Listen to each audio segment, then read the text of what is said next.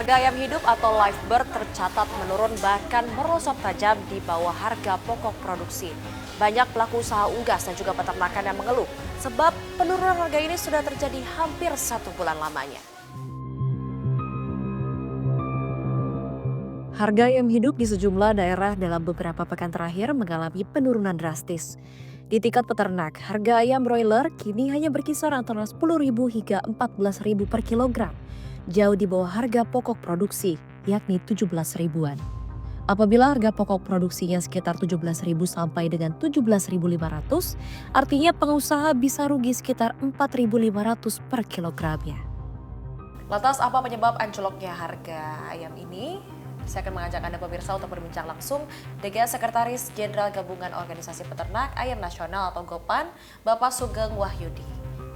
Halo Pak Sugeng, apa kabar? Baik. Selamat siang, Pak. Selamat siang. Oke, Pak Sugeng, kan seperti yang kita ketahui Pak ya, saat ini sudah ada terjadi penurunan harga ayam nih Pak, ayam hidup, live bird begitu ya, dan ini sudah terjadi pasca Lebaran, tepatnya di awal April ini sudah terjadi anjloknya harga ayam gitu Pak. Sebenarnya Pak, kalau kita bedah sedikit Pak, ini apa sih Pak penyebabnya Pak Sugeng? Jadi gini, pertama terjadi penumpuan ayam hidup di kandang-kandang karena tidak terserap di saat Lebaran, sehingga terjadi kelebihan pasok. Produksi ayam ini kan tidak bisa dihentikan begitu saja, sambung menyambung. Sehingga yang terjadi kemudian demand-nya tetap, kemudian suplai-nya bertambah. Inilah yang menyebabkan harga ayam di tingkat peternak di kandang itu murah atau terkoreksi. Dan ini menyulitkan peternak karena harganya di bawah biaya pokok produksi. Gitu Mbak. Oke, nah kalau dari pantauan asosiasi sendiri tuh untuk harganya bagaimana Pak? Saat ini berapa? Jadi harga terendah segera sesudah Lebaran itu sampai dengan saat ini kisarannya itu 10.000 sampai dengan 14.000, 12, 13, 14 gitu.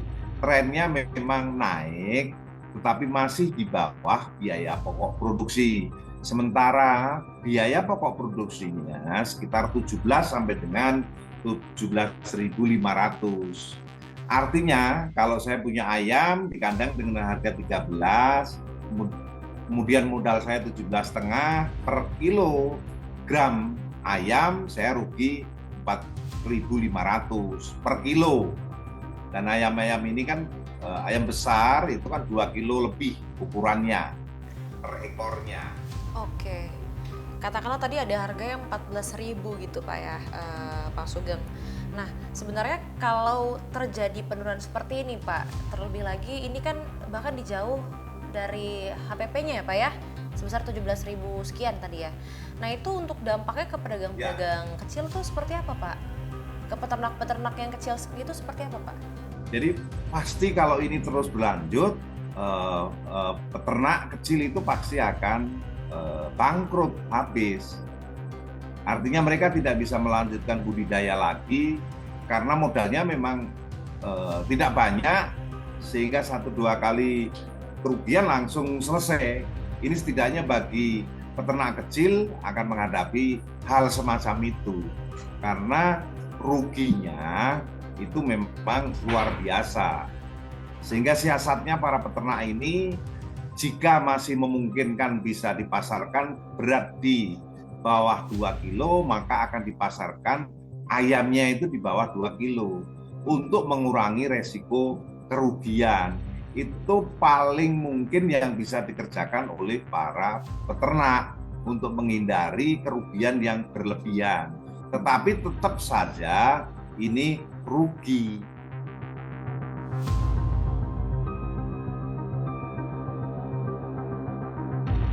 Penurunan harga ayam hidup ternyata disebabkan oleh kelebihan pasokan atau oversupply yang sudah berlangsung selama bertahun-tahun. Sementara itu di pasar tradisional di Bilangan, Jakarta Selatan, penurunan harga ayam potong belum sepenuhnya dirasakan oleh konsumen. Untuk harga ayam di Pasar Santa, Jakarta Selatan, ini masih bertahan di kisaran Rp30.000 hingga Rp40.000 per kilogramnya. Tentu saja ini menimbulkan pertanyaan besar mengenai rantai distribusi dan juga transparansi dari peternak ayam hingga ke tangan konsumen. Kalau sekilo ya 30. Karena ini sekilo lebih, saya jualnya ya 35, 40. Per ekor ya kurang lebih 40 lah, antara 35 40 gitu. Lebaran sampai 45. Pokoknya saya jualnya tinggal besar kecilnya ayam deh Mbak gitu. Kan beratnya. Ya masih ada. Iya. Ya kalau sini mah sistem langganan sih Mbak ya. Kalau nggak langganan ya nggak mau beli. Gitu. Maksudnya nggak menurun ya Bu ya, udah punya pelanggan. Biasa.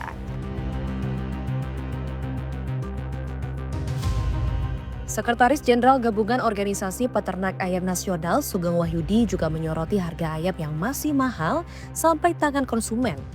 Padahal di tingkat peternak ayam sedang murah. Jawabannya ada di perjalanan panjang ayam dari kandang hingga ke konsumen.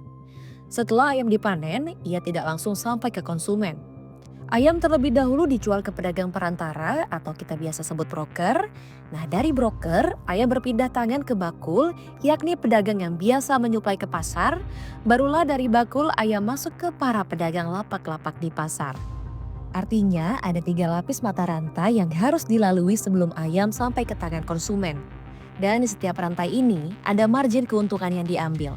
Selain itu, ia juga menyoroti program makan bergizi gratis yang digadang-gadang bisa menjadi angin segar bagi para pelaku usaha peternakan.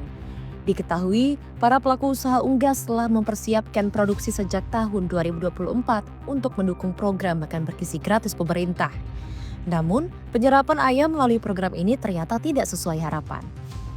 Oke, Pak Sugeng, kalau tadi kan kalau kita ngobrolin di awal kan terkait dengan oversupply, berarti ayamnya kebanyakan Pak. Ini ada nggak sih Pak sebenarnya hubungannya sama MBG itu Pak, yang kan Januari lalu kan sempat dijalankan gitu ya sampai sekarang. Harapannya itu akan menyerap ayam dalam jumlah besar, tapi realisasinya ternyata lambat gitu. Terus akhirnya banyak juga dapur MBG yang belum beroperasi begitu, sehingga akhirnya stok menumpuk dan jadi beban, jadi oversupply Pak. Itu ada hubungannya atau seperti apa sih Pak? Betul. Jadi kalau ditanya sejauh mana peran Badan Pangan atau Badan Gizi Nasional dengan programnya MBG itu belum terasakan dampaknya. Padahal kita berharap bisa berdampak baik langsung maupun tidak langsung. Langsung artinya bisa membeli ke kita-kita, tidak langsung setidaknya harga ini ada kenaikan sehingga mengurangi suplai, tekanan suplai sehingga ada suplai demand-nya imbang dan wajar sehingga harga naik. Tetapi sekali lagi itu belum berdampak. Nah mungkin karena dapur-dapur yang ada belum banyak sehingga kemampuan serapnya juga masih sangat rendah. Dan informasi yang kami terima dari MBG itu juga sangat-sangat minim. Artinya kita harus mau mencari informasi terkait dengan program-program yang dijalankan oleh pemerintah terkait dengan makan bergizi gratis itu. Secara teori, program MBG sebenarnya bisa memberikan dampak langsung dengan pemerintah membeli bahan pangan langsung dari peternak atau tidak langsung melalui peningkatan permintaan yang mendorong naiknya harga di pasar. Tapi kenyataannya, dapur-dapur MBG yang beroperasi masih sangat sedikit. Di wilayah Bogor misalnya, baru ada 3 dapur yang berjalan. Itu pun dalam seminggu kebutuhan ayamnya hanya sekitar 2 ton, jauh dari cukup untuk menggerakkan pasar. Belum lagi minimnya informasi soal alur dan juga mekanisme program ini, yang membuat peternak harus mencari tahu sendiri. Tidak ada kanal komunikasi yang jelas, tidak ada kepastian siapa yang membeli, berapa banyak, dan bagaimana caranya. Padahal potensi program MBG sangat besar. Tapi selama daya serapnya masih kecil, dampaknya pun belum bisa dirasakan oleh para peternak. Di tengah anjloknya harga ayam hidup di tingkat peternak, program makan bergizi gratis sebenarnya bisa membawa harapan. Asosiasi berharap MBG bisa menyerap kelebihan suplai ayam sehingga harga bisa kembali stabil dan jangan sampai harga ditekan serendah mungkin hanya demi efisiensi.